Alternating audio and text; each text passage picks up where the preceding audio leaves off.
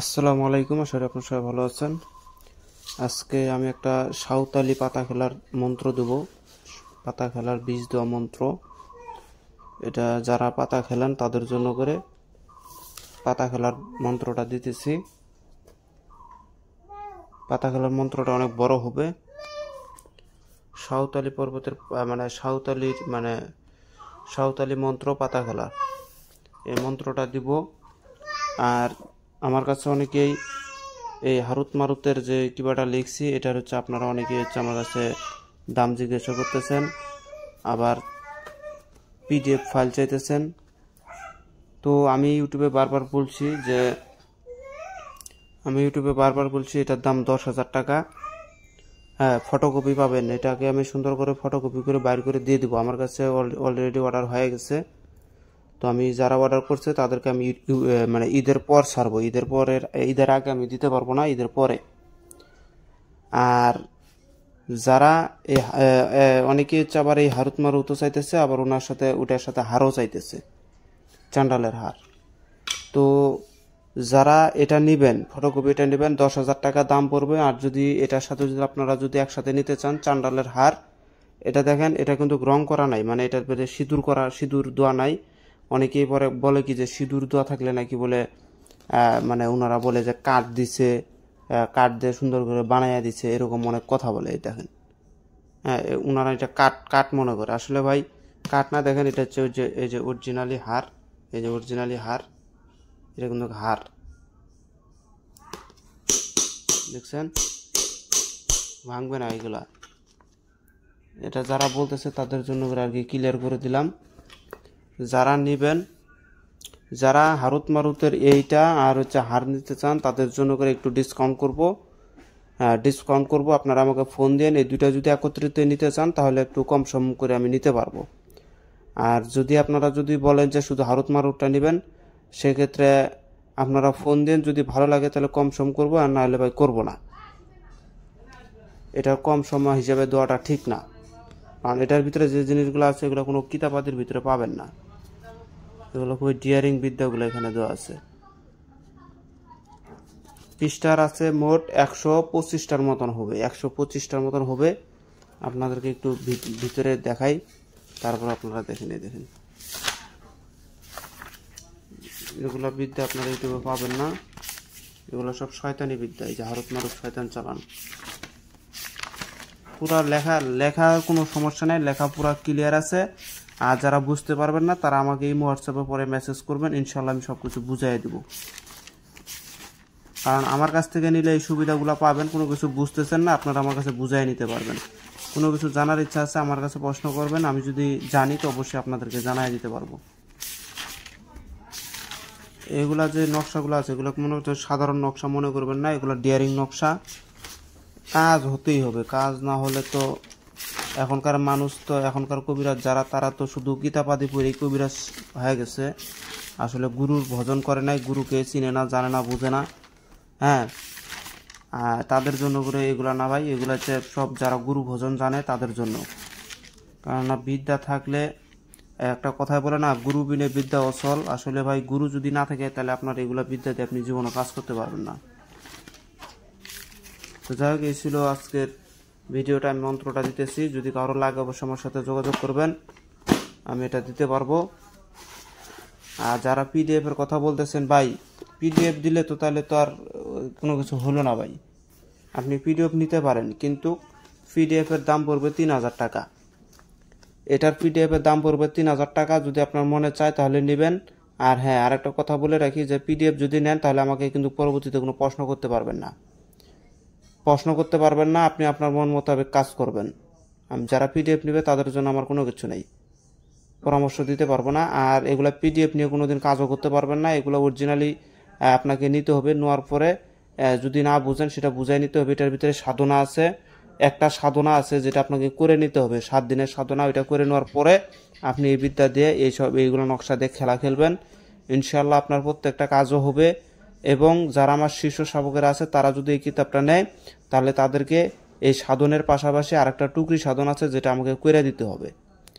করে দেওয়ার পরে সেই টুকরিটাকে ঘরের ছাদের উপরে লটকায় রাখবেন। রাখার পরে আপনারা যে ঘরে আপনি কবিরাজি কাজ করেন সেই ঘরে কিন্তু লটকায় রাখবেন। রাখার পরে কিছু নিয়ম ফর্মুলা আছে যেটা আপনাকে শিখিয়ে দিতে হবে। দেওয়ার পরে প্রত্যেক দিন এইটা নিয়মটা পালন করবেন আর আপনি হচ্ছে কাজটা করবেন। নিয়ম বড় কঠিন না, শুধুমাত্র টুকরির দিকে নজর করে টুকরিকে সালাম জানাইতে হবে। সালাম জানাইয়া পরে আপনি যে কোনো কাজকর্ম করেন, ঘরের মধ্যে বসে থেকে করেন অথবা মন্ত্র শিখেন, আপনার প্রত্যেকটা কাজ ইনশাআল্লাহ কোনো দিন মিস হবে না। কাজ করে দেখতে পারেন। আর অনেকে প্রশ্ন করে হাড় দিয়ে কি হয়, যারা নতুন তারা প্রশ্ন করে। আসলে ভাই হাড় হচ্ছে কবিরাজদের একটা প্রধান একটা অস্ত্র মনে করতে পারেন, কারণ এই হাড় দিয়ে অনেক কিছু হয়। এই হাড় দিয়ে আপনারা তাবিজও দিতে পারেন, আবার এই হাড়ের মাধ্যমে আপনারা এই মন্ত্রভূত করে দিতে পারেন। প্রত্যেকটা কাজ করবে হাড়ে। আপনার ভিতরে 50% শক্তি থাকলে এই হাড়ের ভিতরে 100% শক্তি আছে। দুইটা একত্রিত মিলাইয়া দেখবেন যে কাজ করবে। আমি মন্ত্রটা দিতেছি, বেশি কথা না বলি।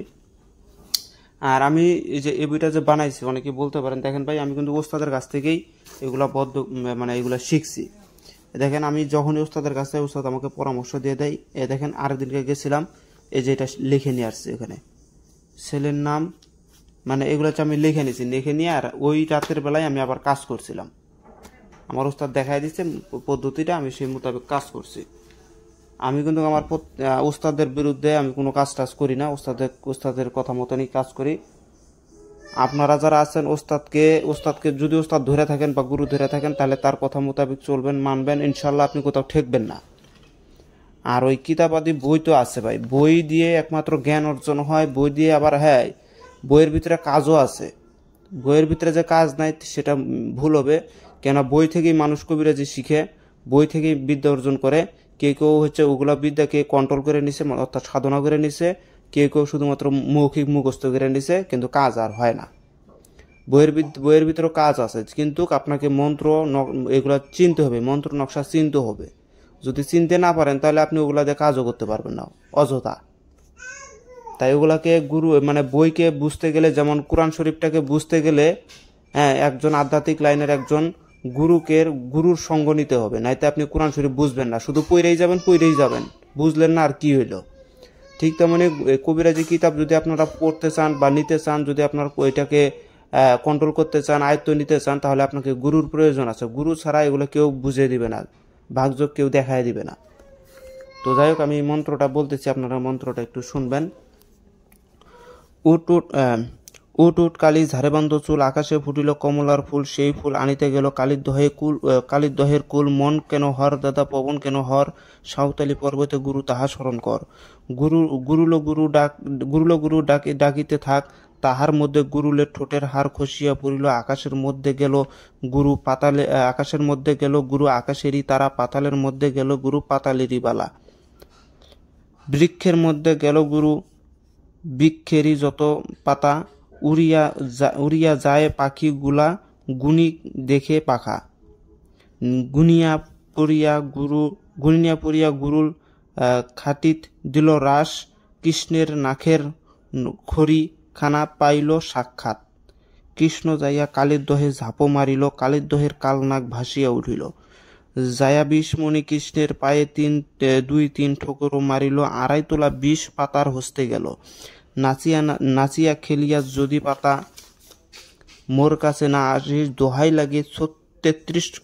লাগে 30 কোটি দেবতার মাথা খাস, দোহাই পদ্মার। এখানে যে গুরু যে আছে, এটা কিন্তু গুরুল হবে, গুরুল গুরুল। ফার্স্টে হবে গুরু, তারপরে হবে গুরুল। কৃষ্ণ হচ্ছে গুরু, আর গুরুল মানে তো জানি না, গুরুল যেটাকে এই যে কৃষ্ণের বাহন বলা হয়, যেটা হচ্ছে গুরুল পাখি, ওইটাকে নিয়ে যত খেলা। গুরুর পুরাণ নামে একটা কিতাব আছে। তো এই ছিল আজকের এই মন্ত্রটা স্ক্রিনশট দিয়ে নেন। পাতা খেলার জন্য পাতাকে বীজ দেওয়া এবং পাতাকে টানাই, দুইটা এটাতে করতে পারবেন। এটাতে ভরণও তোলা যায়।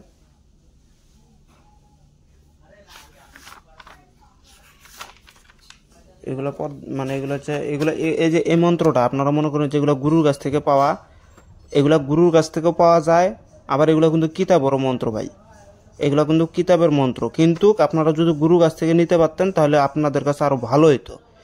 কিন্তু এটা কিন্তু আমার কিন্তু এই যে বইয়ের কাছ থেকে যে পাওয়া তা না, বইয়ের ভিতরে এগুলো বিদ্যা আছে, আমি দেখছি। এই সাঁওতালি বিদ্যা আছে, পদ্মার বিষ আছে, পদ্মার শতনাম আছে, মা কালীর শতনাম আছে, শিবের শতনাম আছে, মানে এগুলো কিন্তু বইয়ের ভিতরে আছে। আমার কাছে একটা বই আছে, পাতা খেলার জন্য সর্বশ্রেষ্ঠ বই এটা। ওই বইটার নাম হচ্ছে কামরূপ কামাখ্যা বই। ওটার ভিতরে আমি এগুলো মন্ত্র বহুত দেখছি, বহুত এগুলো মন্ত্র পাইছি। কিন্তু বইটা পাওয়ার আগে কিন্তু আমার ওস্তাদের কাছ থেকে এগুলো বিদ্যা পাইছি, কিন্তু বইটা পরে আমি বইটা যখন হাতে পাইছিলাম, বইটা দেখি যে এগুলো মন্ত্র বইয়ের ভিতরেও আছে, বইয়ের ভিতরেও আছে। তার মানে কি, ওস্তাদেরাও বই থেকে শিখে, আবার কতগুলো ওস্তাদ আছে শুধু ওস্তাদের কাছ থেকে শিখে। যারা ওস্তাদের কাছ থেকে শিখে তাদেরটা আরো পাওয়ারফুল হয়, কেননা সেখানে ওস্তাদ যদি কোনো শিষ্যকে দেয় সেটা আশীর্বাদ সহকারে থাকে। আর যদি আপনি কিতাব দেখে শিখেন সেখানে ভিতরে কোনো শক্তি থাকে না আর কি। তো যাই ভাই, যারা বুঝে তারা তো বুঝে, আর যারা বুঝে না তারা খুঁজবে আর কি। এই ছিল আজকের ভিডিওটা যদি ভালো লাগে অবশ্যই লাইক কমেন্ট শেয়ার করে আমার পাশে থাকবেন। আর যদি কারো হাড্ডি লাগে তো আমার সাথে যোগাযোগ করবেন, ইনশাল্লাহ আমি দিতে পারবো। তো সবাই ভালো থাকবেন, খোদা হাফেজ, আসসালামু আলাইকুম।